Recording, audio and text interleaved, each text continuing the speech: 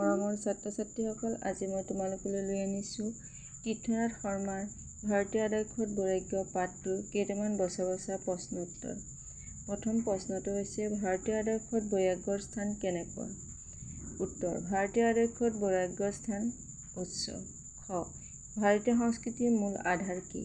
উত্তৰ: ভাৰতীয় সংস্কৃতিৰ মূল আধাৰ হৈছে বেদ। গ. কৰ্ম কৰা কৌশলক ভগৱদ গীতাত কি বুলি কোৱা হৈছে?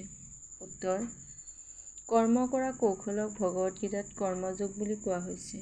ঘ. তীৰ্থনাথ শৰ্মাদেৱৰ কাব্যগ্ৰন্থখনৰ নাম কি? উত্তৰ: কামধেনু। ঙ. তৈত্তিৰীয় উপনিষদৰ প্ৰথম উপদেশ কি?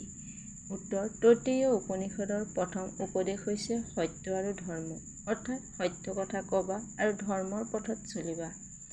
প্ৰথম ছ. ভাৰতীয় আদৰ্শত বৈৰাগ্য পাঠটিৰ সংবিভাজ্য শব্দটিয়ে কি বুজাইছে?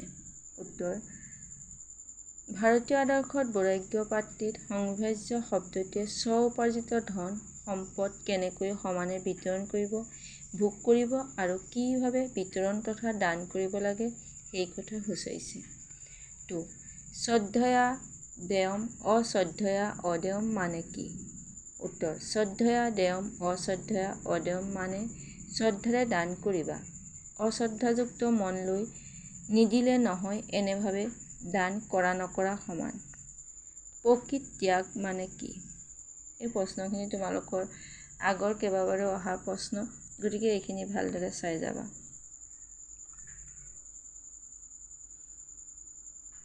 উত্তৰ: প্ৰকৃত ত্যাগ বা বৈৰাগ্য এটা মনোধৰ্ম, থাকিও সংযতভাৱে ভোগ কৰা আৰু সংবিভাজনৰ দ্বাৰা সমৃদ্ধি ঘটোৱাটোকে প্ৰকৃত ত্যাগ বোলা হয়।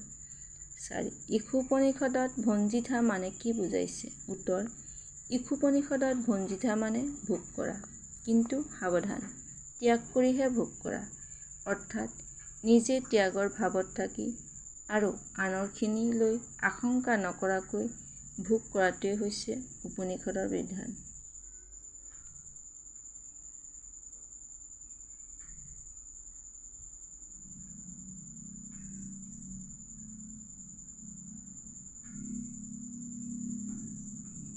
অতিথি দেৱো ভৱ মানে কি? উত্তৰ: অতিথি দেৱো ভৱ মানে অতিথিক দেৱতাৰ দৰে আদৰ যত্ন কৰা, কাৰণ তেওঁলোক দেৱৰ তুল্য। কথাতে কোৱা যায়, মানৱ ধৰ্মই মহান ধৰ্ম, অৰ্থাৎ মানৱ বা অতিথিক সেৱা শুশ্ৰূষা কৰিলেই দেৱতাক পূজা অৰ্চনা কৰা হয়। গ নম্বৰ 1. চাৰি আশ্ৰম বুলিলে কি বুজা? চমুকৈ লিখা।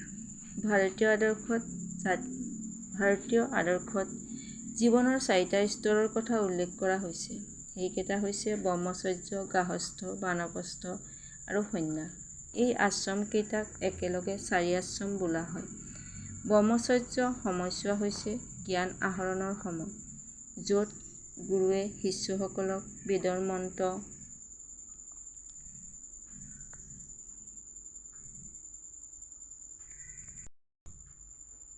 প্ৰাৰ্থনা, উপনিষদৰ আধ্যাত্মিক স্তৰসমূহ, কৰ্ম কৰাৰ কৌশল আদিৰ উপদেশ প্ৰদান কৰে। গাহস্থই গৃহস্থী জীৱনৰ কৰ্তব্যসমূহৰ কথা ব্যক্ত কৰে। ভাৰতীয় আদৰ্শত গৃহস্থী জীৱনৰ কৰ্তব্য সম্পাদন কৰি উঠাৰ পিছতহে বানপ্ৰস্থ আৰু সন্ন্যাসৰ বিধান দিয়া হৈছে। 3. গুৰুৱে বিদ্যাৰ্থীক অধ্যয়ন সমাপ্ত হোৱাৰ পিছত কি কি উপদেশ দিছিল? উত্তৰ: উপনিষদৰ যুগত শিক্ষা সমাপ্ত কৰি গাহস্থ জীৱনত প্ৰৱেশ কৰিবলৈ লোৱা শিক্ষাৰ্থীক গুৰুৱে উপদেশ দিছিল এনেদৰে: সত্য কবা, ধৰ্ম আচৰণ কৰিবা, দৈনন্দিন জীৱনৰ পৰা বিচ্যুত নহবা, আচাৰ্যক অভীষ্ট দক্ষিণা দি গৃহস্থাশ্ৰমত প্ৰৱেশ কৰি বংশধাৰা অক্ষুণ্ণ ৰাখিবা, সত্যৰ পৰা বিচ্যুত নহবা, ধৰ্ম অৰ্থাৎ কল্যাণকৰ পথৰ পৰা বিচ্যুত নহবা, নিজৰ মংগলৰ কাৰণে কৰণীয় কামৰ পৰা আঁতৰি নাথাকিবা, ধন সম্পত্তি সংগ্ৰহ ৰূপ মংগলজনক কাৰ্য কৰিবা, কিন্তু ধৰ্মৰ পৰা বিচ্যুত নহবা, নোহোৱাকৈ থাকিবা, দেৱকাৰ্য আৰু পিতৃকাৰ্য বিষয়ত কেতিয়াও প্ৰমাদগ্ৰস্ত নহবা, পিতৃ-মাতৃক দেৱতাৰ দৰে মানিবা, আচাৰ্যক দেৱতাৰ দৰে মান্য কৰিবা, অনিন্দনীয় কাম নকৰিবা। ডাঙৰৰ ভালবোৰ গ্ৰহণ কৰিবা আৰু বেয়াবোৰ পৰিহাৰ কৰিবা। 4. ভাৰতীয় সংস্কৃতিৰ মূলাধাৰ বেদ। কথাষাৰ বহলাই লিখা। উত্তৰ: বেদ হৈছে হিন্দু ধৰ্মৰ এক পুৰণি ধৰ্মগ্ৰন্থ। বেদ শব্দৰ অৰ্থ হৈছে জ্ঞান। ভাৰতীয় বিশ্বাস অনুযায়ী বেদসমূহৰ কোনো ৰচক নাই। পৰম্পৰা অনুসৰি ব্যাসমুনি হৈছে বেদৰ সংকলক। তেখেতে 4 প্ৰকাৰৰ মন্ত্ৰক একেলগ কৰি বেদ সংকলন কৰিছিল। এই 4 বেদ হৈছে ঋক, যজুৰ, সাম আৰু অথৰ্ব। এই বেদসমূহ কেৱল ধৰ্মগ্ৰন্থই নহয়, এইবোৰ হৈছে এক উচ্চস্তৰৰ জীৱন-যাপনৰ সুস্পষ্ট নিৰ্দেশনা। বেদৰ অন্তিম অংশ বেদান্তত বা উপনিষদত কৰ্ম কৰা কৌশলৰ কথা উল্লেখ আছে। ত্যাগ, বৈৰাগ্য, সত্য, ধৰ্ম আদি কৰ্মৰ কৌশলে জীৱন-বাটৰ বিভিন্ন পৰিস্থিতিৰ সন্মুখীন হ'বলৈ শিক্ষা দিয়ে।